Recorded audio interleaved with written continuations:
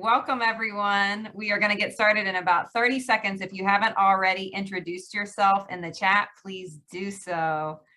My name is Laura Boyce, and we are so excited to have you. I'm going to try to switch out of my video, which is always a little bit tricky, but I think we can figure it out.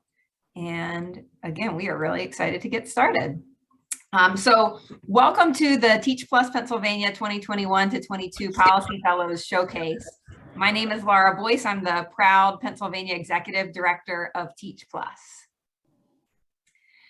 The purpose of our event today is to showcase the efforts and accomplishments of our 2021 to 22 cohort of Teach Plus teacher leaders in Pennsylvania. You'll see some of them here, and you'll see many more of them on our screen. And we are really privileged to be able to work with this incredible group of educators. I just want to say personally, before we get started, how much of a privilege it's been to work with these educators this year. I have very rarely seen such an inspiring group of educators, particularly in such a challenging year. So thank you to all of them. And let's go ahead and get started. As many of you know, the mission of Teach Plus is to empower excellent, experienced, and diverse teachers to take leadership over key policy and practice issues that advance equity, opportunity, and student success. In Pennsylvania this year, that work has taken place across multiple different programs that empowered teacher leaders to have a voice in education policy and in the professional learning of their peers, both in Philadelphia as well as across the Commonwealth. Our focus today is primarily over here in the policy realm with our Teaching Policy Fellowship, but you'll see we also have multiple programs in Philadelphia as well as our statewide teacher network. Despite another year of a pandemic, year number 3, and many challenges, as I mentioned, during the school year for teachers, this has really been a year of tremendous growth and impact for Teach Plus Pennsylvania.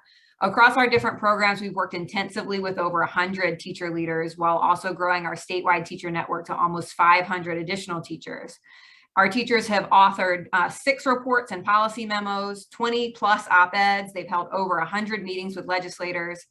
Our teachers overwhelmingly agree that they are being developed as leaders to impact student success across policy and practice programs. We continue to grow our size and impact across the region. Since 2017, we've almost sextupled the number of teacher leaders that we work with through our intensive programs, and our statewide teacher network, which launched last year, has more than tripled this year through our monthly network events, and we continue to gain more name recognition all around the Commonwealth. And we do want to thank you and many of our partners who have helped us to continue to grow. Before we turn things over to our fellows, we want to take a moment to really celebrate these 35 fellows and senior fellows who are a part of this year's cohort. You'll see all of our current fellows, as well as many of them here in the Capitol on the right. This is an extraordinary group of educators that comes from all corners of the Commonwealth, teaching our youngest 0 to 5 age learners all the way up to 12th grade. So let's give a virtual round of applause for this amazing group of fellows, whom you'll hear about more in a second.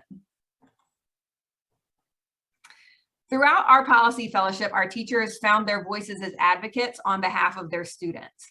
They raised their voices at rallies, at speeches, and at press conferences, as you can see here.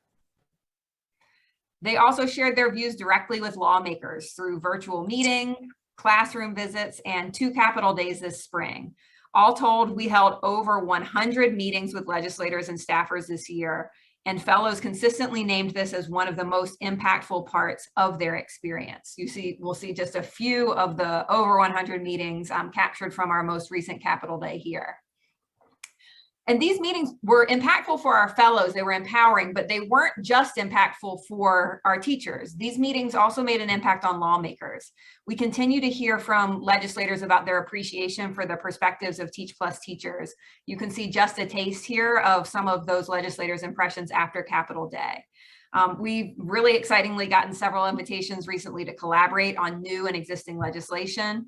And again, I'd like to recognize that we have several legislators and staffers in the audience today And also recognize that I heard from several folks that the House is still in voting session. And so a few who are planning to join us, including Representative Bradford and Representative Sonny, are not able to join us, at least at this time. So thank you for those who are here with us, and thank you to those who have been partners throughout this year.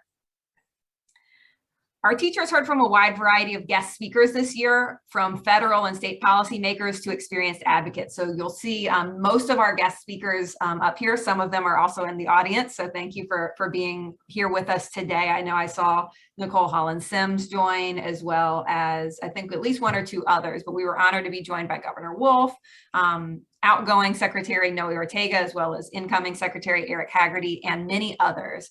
And again, this was not just an opportunity that was impactful for our teachers. We really pride ourselves on being able to create spaces where leaders can learn from our teachers and hear about the issues that are important to them. So this is definitely a two-way learning experience.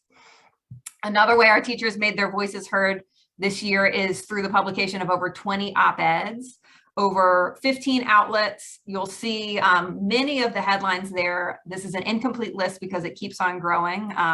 One of our fellows, Darrell Burns, has had an op-ed just in the past 2 weeks get published in 3 different outlets. And so we are excited to see those continue to get published over the course of the summer. We also published 2 major publications so far this year, one on school funding that was released just this past May, as well as a toolkit on leveraging ESSER funds to increase educator diversity that we released in the fall in collaboration with the Pennsylvania Educator Diversity Consortium. You'll hear about one more report that is forthcoming within the next 2 weeks on culturally relevant and sustaining education, as well as a lot of policy memos and other publications our teachers worked on. And now, before I turn it over to our CEO and our policy manager, I'd like to just highlight 3 major wins from this school year. You're going to hear from our fellows on a lot of different things, including some of these, but these are some of the largest wins since the start of this fellowship last June that I'd like to highlight. The first win, this was really a joint effort with last year's fellows, was Level Up. In January of 2021, Teach Plus was part of a coalition that proposed Level Up to Governor Wolf and enlisted Representative Mike Schlossberg as a sponsor.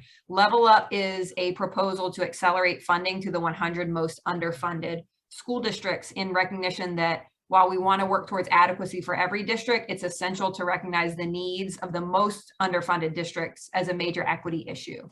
Our 2020 to 21 policy fellows met with legislators throughout the spring to build support for Level Up.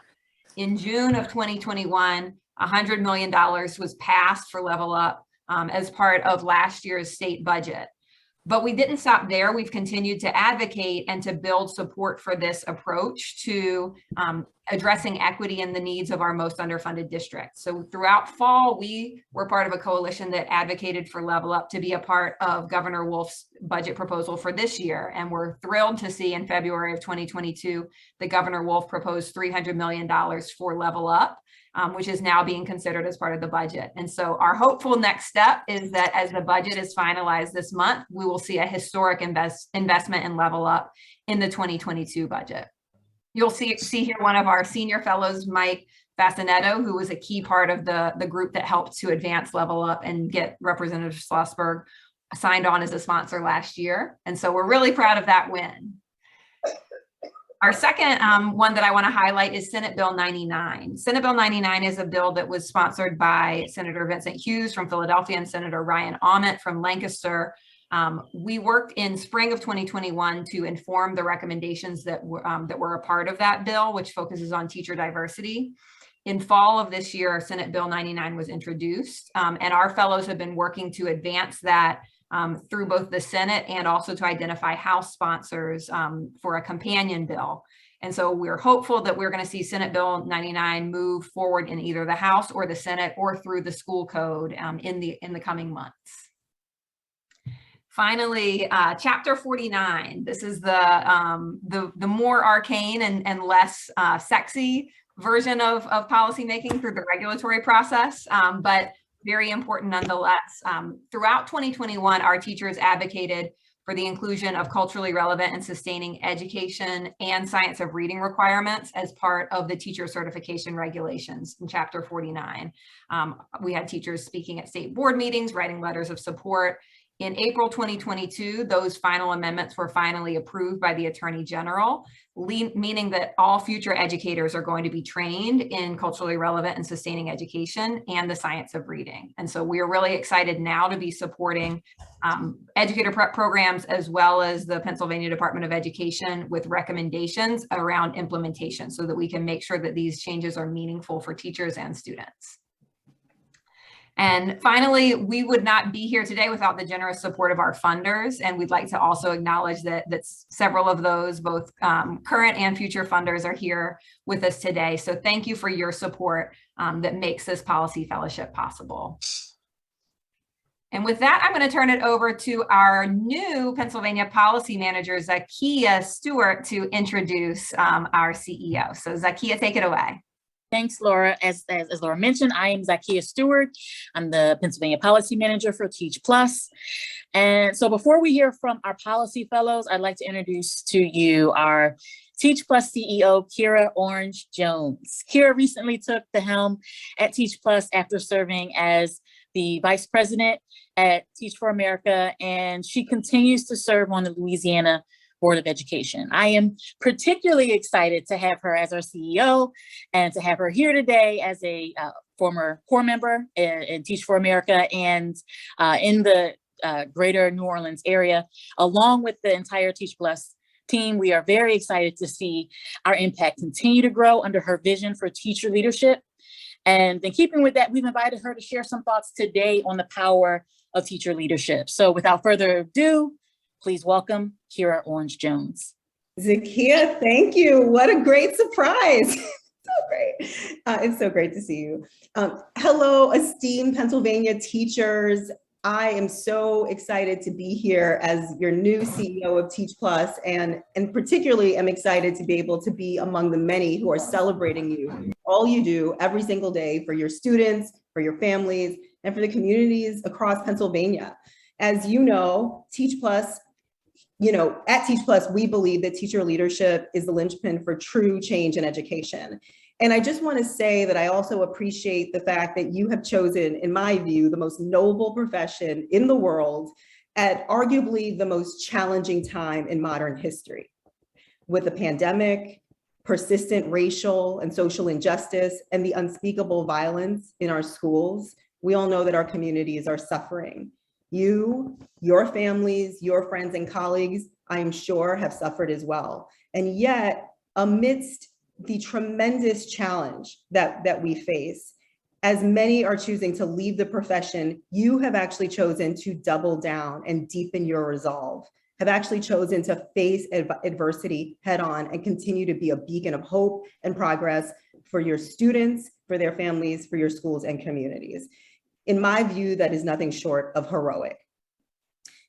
I personally believe that there is no greater moment than right now for teacher leadership. And I see you, all of our teachers, as truly the connective tissue.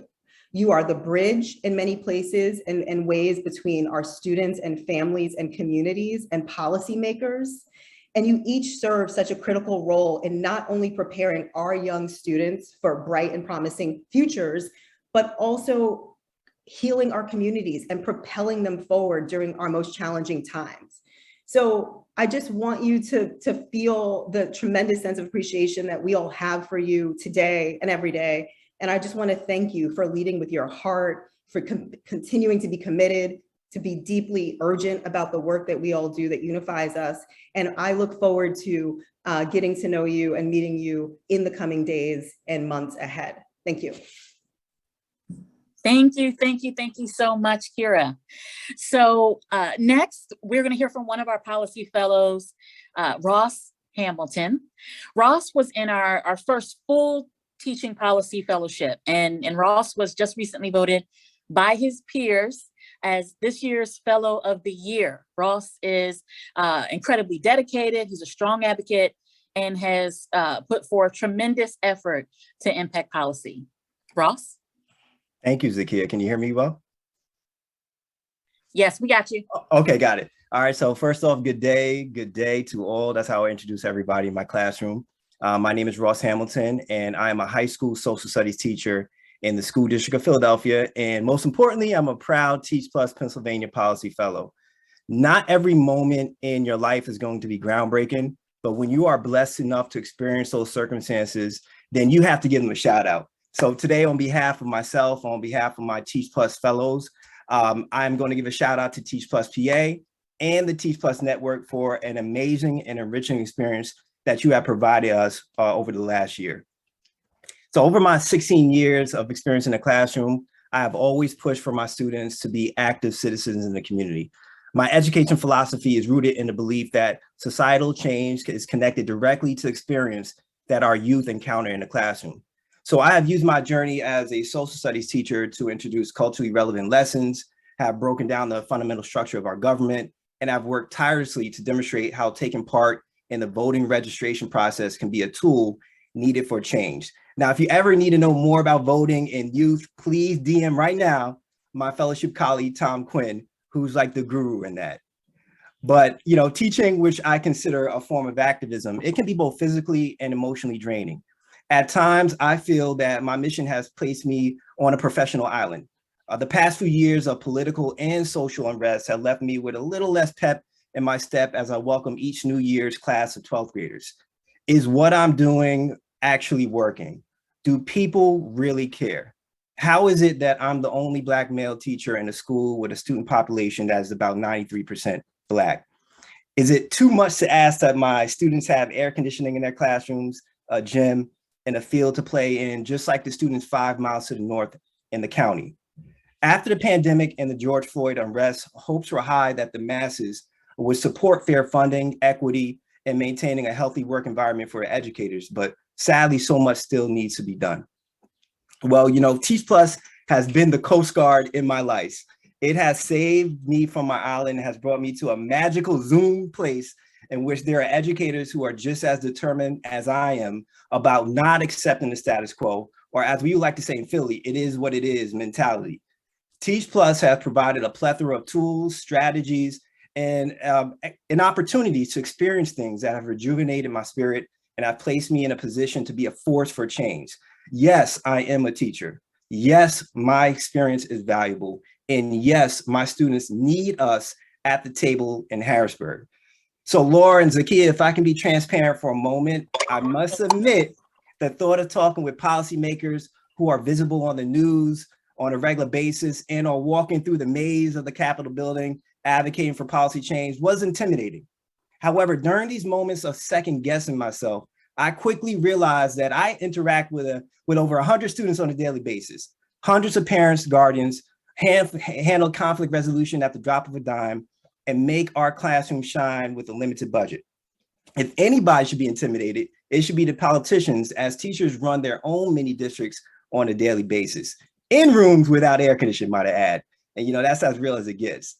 So thank you, Teach Plus Pennsylvania. You have not only given voice to the 30 teachers who will have participated in this year's fellowship, but also to the thousands of children and families served under our leadership as teachers. Thank you. Yes, all of what you just said, Ross. Thank you so much for that. I appreciate you. So what we're going to do now is, as you can see, we're going to talk a little bit about what Teach Plus has meant to you. Even though we would love to hear from everyone, in the interest of time, we're going to hear from a few of our folks who are going to share what Teach Plus has meant to them through this presentation. But we absolutely invite you to share what Teach Plus has meant to you, however you're connected to us. If you're a teacher leader, a principal, advocacy partner, policymaker, we invite you to share in the chat what Teach Plus has meant to you. And please enjoy this presentation.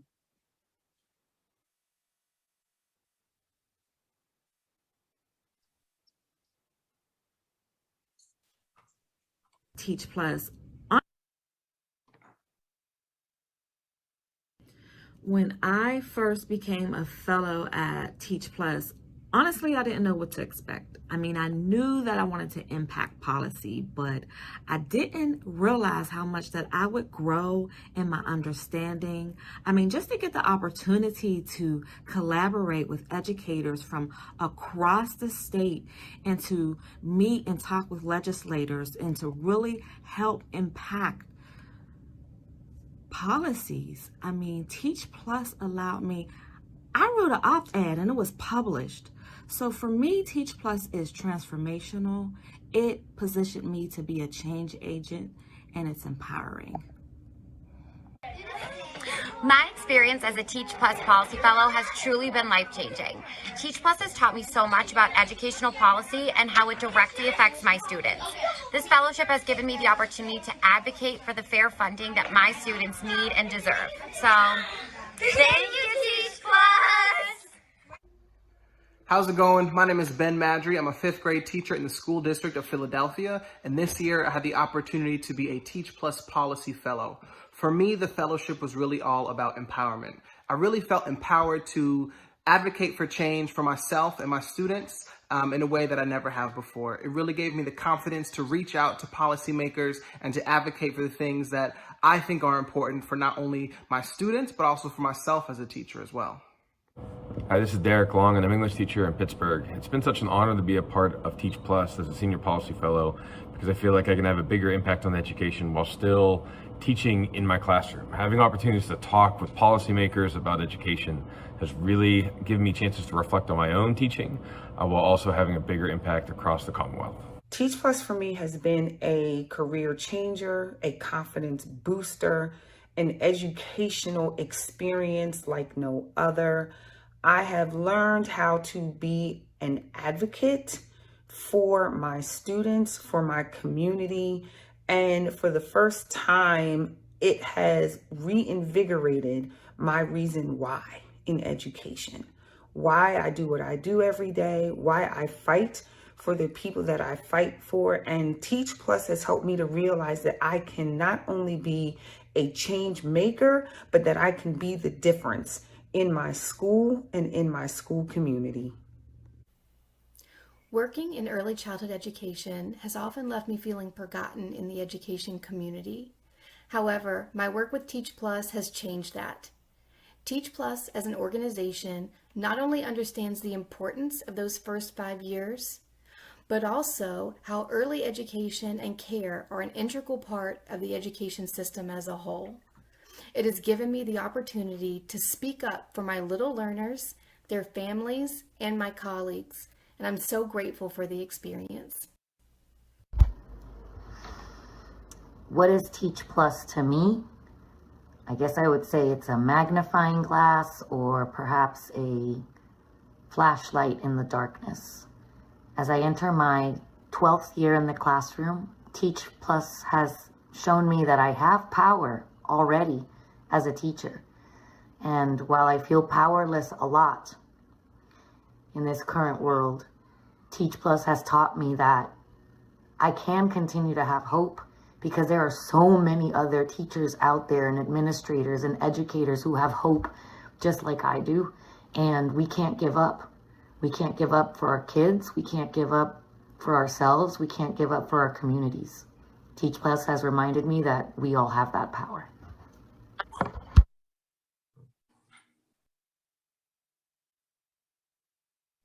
Absolutely. Thank you to our fellows. That was powerful.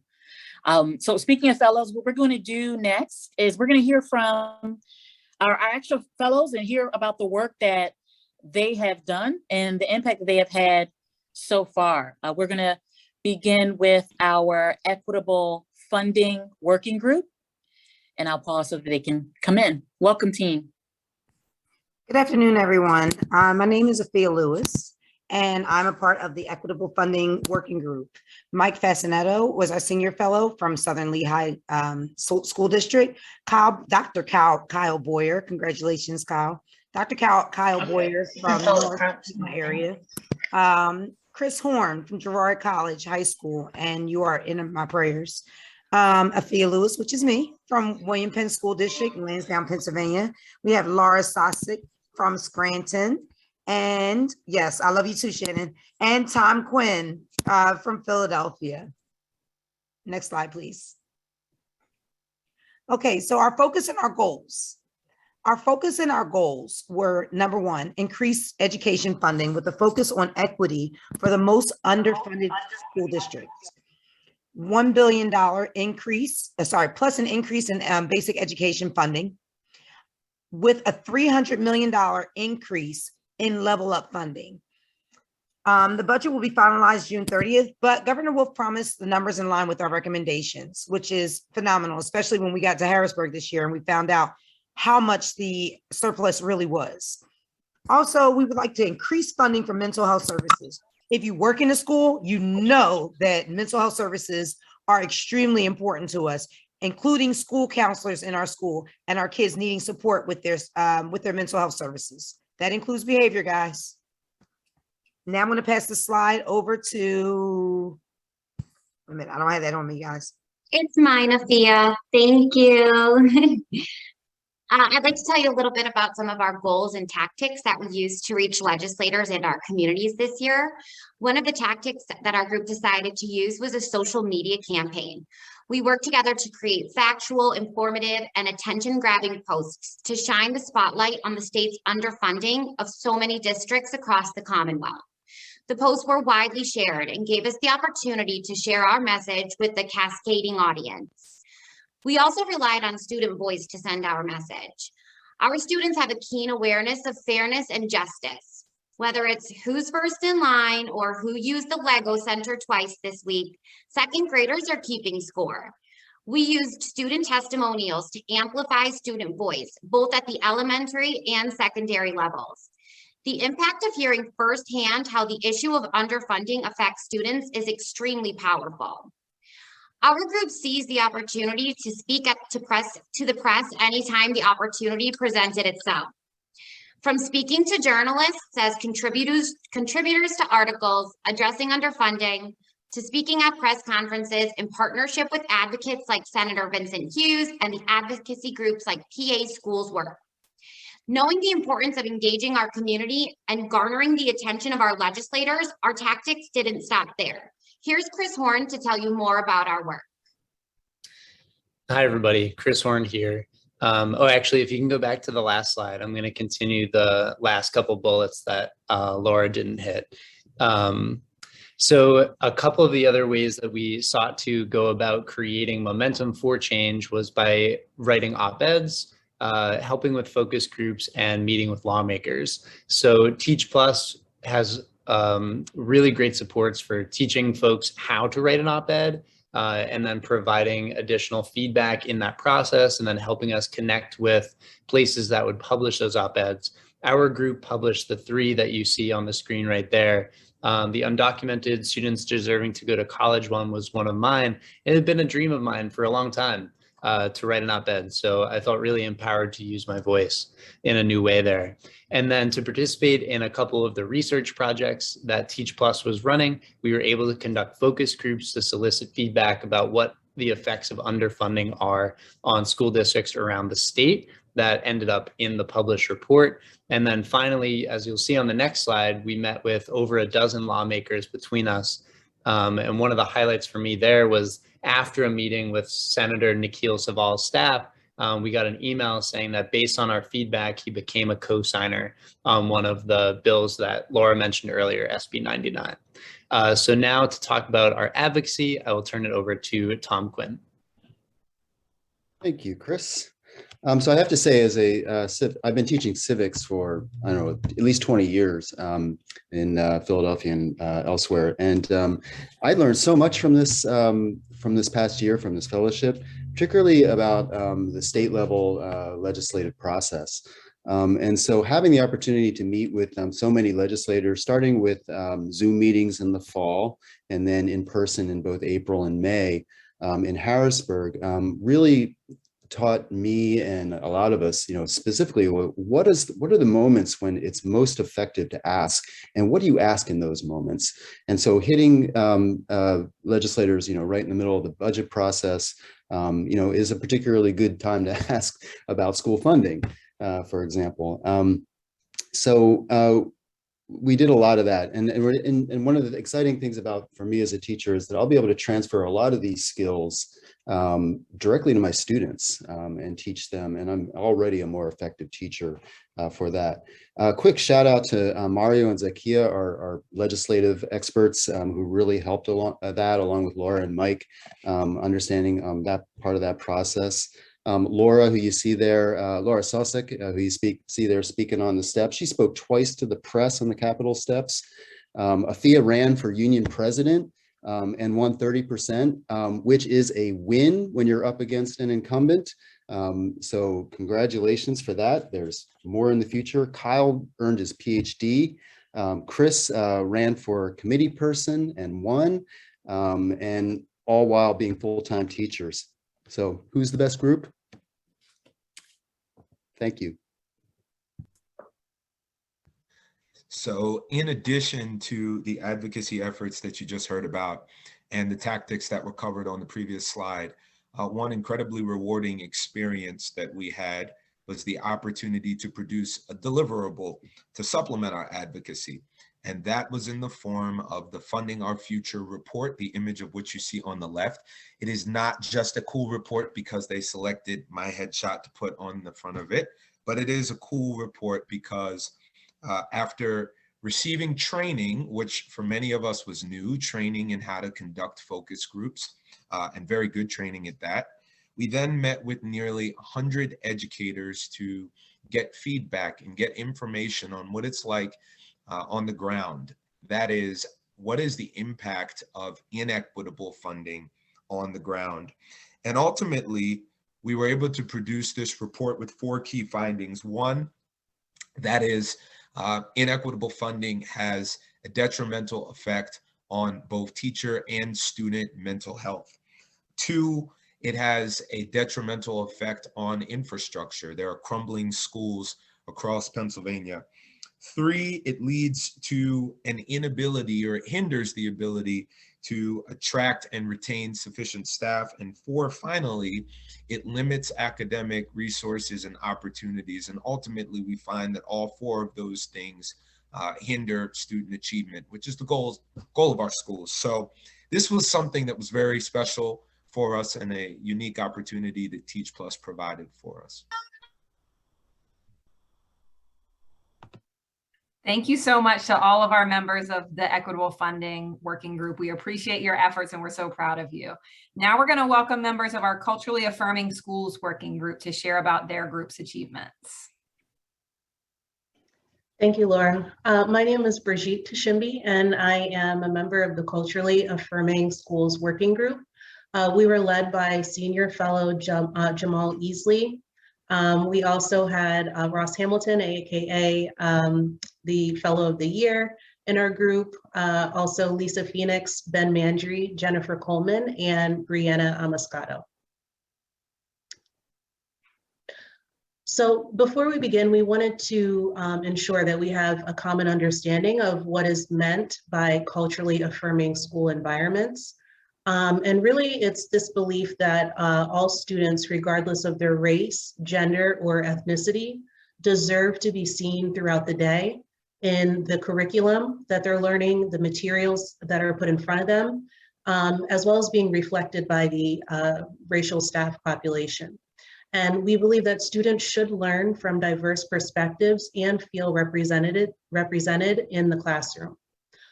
So with that in mind, our goals were really twofold this year.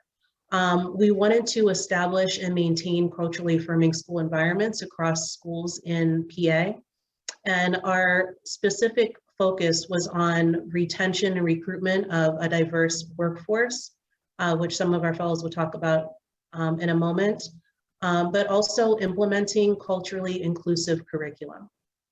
So with that, I'll hand it over to my policy fellows, Lisa and Brianna. Hi, I'm Brianna. Lisa's here in spirit. She's trying to get back on, but she's in the midst of trying to get to home right now. So I'm going to take over for a little bit until she pops on. Some of our tactics for culturally affirming schools were introductory meetings with legislators, which happened in the fall. There was also Advocacy Day, which unfortunately I didn't get to go to, but I know my fellows did an amazing job. And I was there in spirit with face-to-face meetings, just talking about what culturally affirming schools are and what's absent within our schools. There was a lot of letter writing. A lot of us had op-eds published, which was a very humbling experience and also really exciting when it all came together. And then there were two things that we've been working on throughout this kind of cohort area. One was we launched a social media campaign a little bit before February. Ross Hamilton, our policy fellow of the year, came up with this coined phrase, "We see you, we hear you, you matter." And the purpose was to release what a culturally affirming environment is and looking at statistics related to teacher diversity and cultural curriculum diversity to raise awareness on where we are and where we have to go. And also to center the importance of student voice and using student voice to amplify change. I actually had a few students speak at a board meeting at my own school district, which in the school that I'm in, it was like the first time that this happened. And it was a really powerful moment for me to see my students advocating for themselves and what is needed within our districts. Something that's also very exciting is we've been working on a culturally affirming school toolkit, which is based on our research this year and tools utilized within our own classrooms, which is at the heart of what we do. The hope was to create a toolkit that was user-friendly for both students and parents, with the hope of amplifying parent and student voices and having them utilize the toolkit to create change within their own school districts.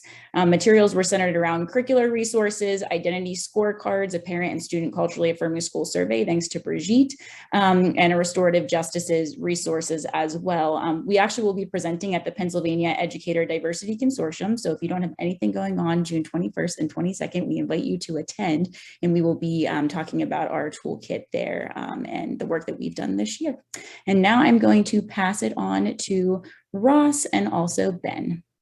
Thank you, Brianna. And so if you're not aware of it, the State Board of Education, they did include culturally relevant and sustained education requirements for the Chapter 29 teacher certification regulations, mainly with teacher induction. So we wanted to support that and give guidance to that. So we wrote a couple of op-ed pieces. I wrote two.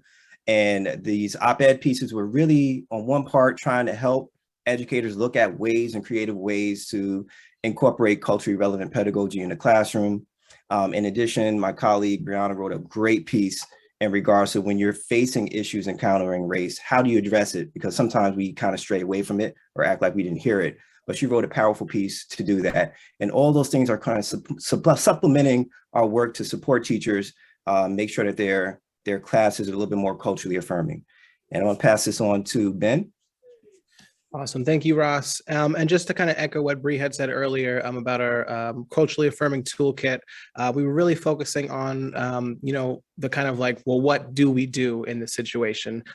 For us, that's really important. And so with this toolkit, we're going to be able to give that to, teachers and students and their families and people in the community to kind of give them some guidance of what can they do next, how can they advocate for their student, their school, and what's going on in their community, and to kind of just reimagine what culturally affirming spaces look like within their school.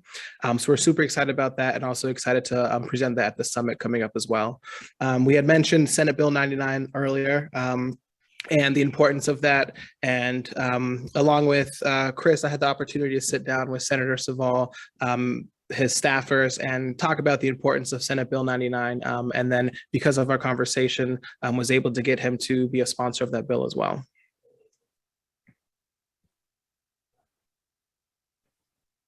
All right, thank you so much to our Culturally Affirming Schools Working Group. Let's give them a virtual round of applause. Now we're going to hear from our Early Childhood Education Working Group. And as you heard from Donna in the video, we are proud to have early childhood educators as part of this fellowship for the first time this year. We believe it's an essential part of the overall education landscape, but often neglected. So excited to hear from this amazing working group. Alrighty, good morning, good evening. I'm going to kick it off. My name is Brandy Hester. I am the Senior Policy Fellow Lead, and it has been an honor, like Laura said, to lead this inaugural group. Most importantly, because this is left out, but also because we're recognizing how important after the pandemic that we must look and start at ECE if we want to close the educational gaps. Through some of our impactful initiatives, our team was able to work towards policy change, collaborations with organizations in early childhood, as well as lead and pave the way through impactful op-eds. I'm going to turn it over to Jessica at this time. Thanks, Brandy. My name's Jessica Roberts. I'm a pre-K counts teacher for the CSIU, IU16, assigned to Warrior Run School District. And as Laura mentioned, we are the first Teach Plus working group in Pennsylvania focused on early childhood education. Our diversity allowed us to really speak confidently as professionals representing all areas of early childhood. We represent pre-K counts, Head Start, childcare, kindergarten, infant, toddler care, early childhood educator, teacher prep, private care, and intermediate units. So quite a diverse group among the 6 of us. We had some real big wins this year. We had over 30 legislative meetings. We had 5 op-eds published. We have 2 more in process. We laid the foundation for forging partnerships with some very big advocating groups in Pennsylvania, including Pre-K for PA, Start Strong PA, Trying Together. And we had a wonderful meeting with OCDEL where we were able to talk about and discuss the needs within the early childhood area. And we also had a very successful social media campaign, which increased Teach Plus PA's early childhood advocacy recognition, and it helped to cement those advocacy partnerships. I'm going to turn it over to Laura. Thanks, Jessica. I'm Laura Smith, and I teach with Capital Area Head Start in Harrisburg. And one of the first things we did as a team was hone in on the areas of early childhood that we wanted to impact this year. And the 3 that we chose were equitable access, teacher pay, and growing the teacher pipeline. So once we had those established, we knew we wanted to create a document that brought all of the information about these 3 topics together in an accessible format that was easily digestible. So for each of those areas that we identified, we laid out the root causes, how constituents and lawmakers could take action, and then our recommendations and our visions for each problem. So Donna will explain a little bit more about how we use this policy one-pager. Hi, everybody. I'm Donna Kilgore. I'm a pre-K counts teacher in Northeastern Pennsylvania. So our one-pager proved the most valuable as being a tool for speaking with legislators. It provided a way for us to give lots of information in a concise way to support our 2 big asks for this budget season. Our first big ask focused on equitable access in the state. We aligned with Pre-K for PA in asking legislators to support the governor's proposed $70 million increase in public pre-K spending, and that would go toward Head Start classrooms and pre-K counts classrooms. And then our second big ask focused on increased teacher compensation and also in helping with the teacher pipeline. We aligned with Start Strong PA in asking legislators for a $115 million increase in child care spending to be specifically used to increase the pay rate for child care professionals by $2 an hour. We know that doesn't sound like a lot, but it's a great start, and hopefully we'll be able to build on both of those asks in the coming year. All right, my name is Brianne Rice. I am a program specialist at a childcare center right outside of Pittsburgh. I've worked in childcare for the past 14 years at JB's Bright Beginnings. Over those 14 years, I've seen the importance of relationships with our families, relationships with our kiddos, relationships with our staff, and relationships within our community. As the ECE cohort, we understood the value of developing relationships in order to make these changes in our field. Our social media campaign played an important role in that relationship building. We used those platforms to connect with other advocacy groups, with families, ECE professionals, as well as legislators. The relationships with legislators led us into those 30 meetings to discuss the critical changes that need to be made to the ECE field. Leda, you're up. Thank you, Bree. I'm Leda Rosario. I'm an ESL teacher in the Allentown School District. I work with kindergarteners, just kindergarteners. We have over 270 students in our school. During our cohort, we also had the opportunity to connect with major organizations in the ECE field to discuss barriers we encounter daily and to talk about the opportunities, how to help us improve our services, the services that we offer our children and their families. This interaction allowed us to make connections and join efforts to continue to advocate for our children, families, and our ECE educators. During our visit to the Capitol, we met with policymakers who seemed very receptive during our conversations. We were able to amplify our voices, to share our recommendations, and to bring our stories to life. Thank you. Thank you so much to our ECE group. We appreciate you and thank you for giving voice to our youngest learners. Next up is our Expanding and Diversifying the Teacher Pipeline Working Group. Good evening, everyone. My name is Aaron Taylor. I'm a senior fellow for this amazing, incredible group of educators. It's been a true honor working with them, and I'm so excited to share and to showcase what they have done this entire year. It's so important that we diversify our teaching force because that helps us magnify the impact, because the system needs to change so that all students can succeed. So with that being said, I'm going to pass the microphone over to Lisa.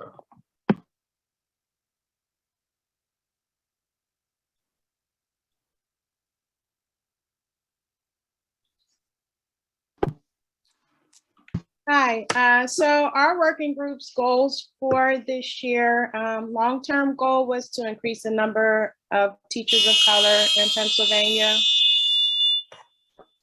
I'm sorry, I live at the corner of a busy intersection. I was hoping the beeping would stop before I had to present. Again, so our long-term goal is to increase the number of teachers of color in Pennsylvania. Short-term goals were to bring awareness to specific bills that could support diversifying the educator workforce. Senate Bill 99 was already mentioned. Also Senate Bill 224, which focuses on reciprocity for out-of-state teachers. There are some others that aren't on the slide that I want to mention. Senate Bill 165, which would grant certification to immigrants in Pennsylvania. House Bill 2206, which is the Grow Your Own Educator bill. There's the House Bill 2247, Teacher Loan Forgiveness. Funding money is definitely an obstacle to becoming an educator. And House Bill 2389, which gives teacher scholarships, which again would help with the cost of the education required to become certified in Pennsylvania. I'm going to pass it on to Yaz. Hi, sorry, it's actually going to be me. Hi, everyone. I'm Anna George, and I've been teaching in Duquesne City School District for the past 3 years. It was super inspiring and impactful to be a part of this group because one of the greatest things that I think we did was help write a national blog post on Senate Bill 99, which is really advocating for diversifying the teacher pipeline, as well as establishing the Committee on Diversification of the Education Workforce, the Diversification of the Education Workforce Account, and the Diversification of the Education Workforce Grant Program. So it was really impactful to see what we all had to say, sharing our own stories and coming together and finding common ground that we know that the pipeline definitely needs to be diversified. Below are some of our individual op-eds, again, stressing the importance of diversity in education. We've met with several different legislators that Kristen's going to talk about here in a moment. And then we did participate in the teacher shortage summit, and we also had collaboration with the Pennsylvania Education Diversity Consortium.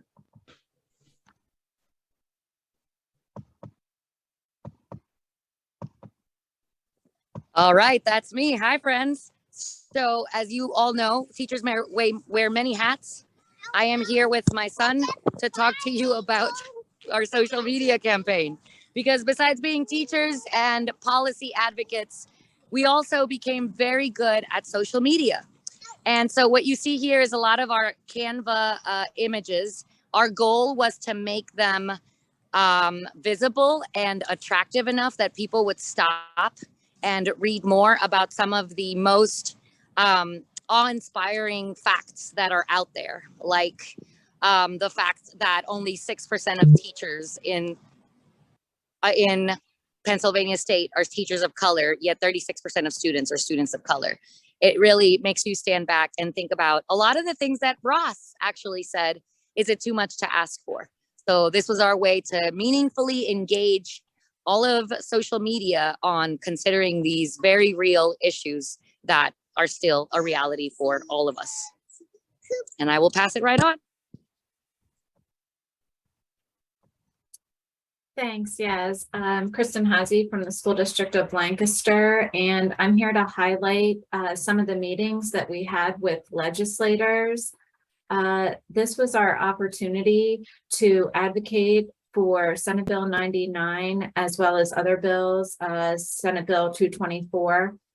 And Teach Plus prepared us to do this. And we had the opportunity to meet with these legislators both individually and as a group as well. And this is just an amazing opportunity for those of us who are on the front lines to really highlight what we are going through, what we see on a daily basis, and advocate for our communities, our districts, and the state, and the children of the state. Thank you. Thank you to our amazing Expanding and Diversifying the Teacher Pipeline working group. And shout out to you for all of your work on this really important topic. And last but not least, we are going to hear from our Reimagining Teacher Preparation working group.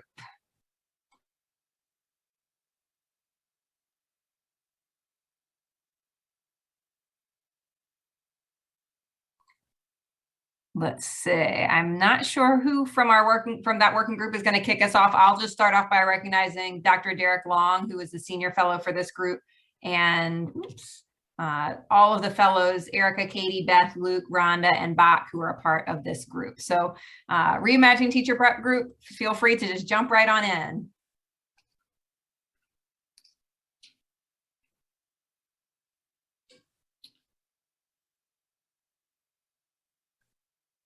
Dr. Rhonda, you want to start us off? Sure, there may be something wrong with our colleagues' microphone. So hello, good afternoon, everybody. This is the Reimagining Teacher Preparation Working Group. Just here to talk about some of the work that we've done briefly. So we had the opportunity to just recently prepare a pamphlet, an infographic, if you will, or a report. And it's not published yet, but just to give you a little bit of context and a research questions and a methodology, it's here. So just briefly, some of the context is the new Chapter 49 Teacher Certification regulations require that educator preparation programs train future educators. So we were really looking at how to really beef up the culturally relevant and sustaining educators in that teacher preparation programs. So we had some research questions that they were here, and we also had a lot of methodologies that really supported our research so that we can look at how to reimagine the teacher preparation programs across PA. And these are some of our findings, and I will, I believe, pass it to one of my colleagues. Me. Thank you so much, Dr. Rhonda. So we found that a lot of schools in the state of Pennsylvania already have a foundation for culturally relevant and sustaining education. When surveyed, 74% of the participants said that they are very familiar with the term and they've have heard it several times in their school communities. We've also found that A lot of schools and universities across the state of Pennsylvania have professional developments in their programs that support culturally relevant and sustaining education, as well as field experiences that are focused on culturally relevant and sustaining education. And additionally, many schools are reviewing the competencies to make sure that they can support culturally relevant and sustaining education throughout their schools and in their school communities. And so with that said, I'm going to pass it on to Luke.